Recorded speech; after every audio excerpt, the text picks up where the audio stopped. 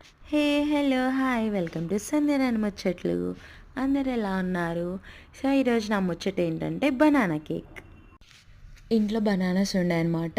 Banana cake try చేద్దామని try చేసిన. అసలు నేను అనుకోలేదు ఇంత బాగా వస్తుందని.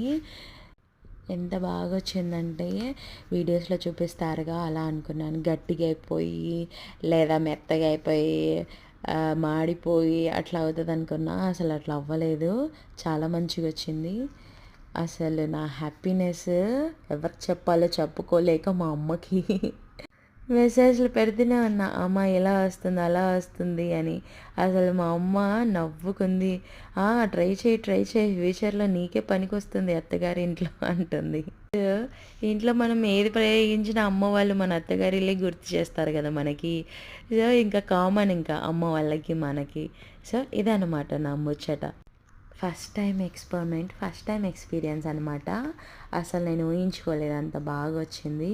యమ్మీ యమ్మీ కేక్ అసలు. అమ్మ ఆ హ్యాపీనెస్సే వేరు. ఇలాగ ఏదైనా ఫస్ట్ టైం మనం చేసామనుకో అది సక్సెస్ అవుతాయి కదా.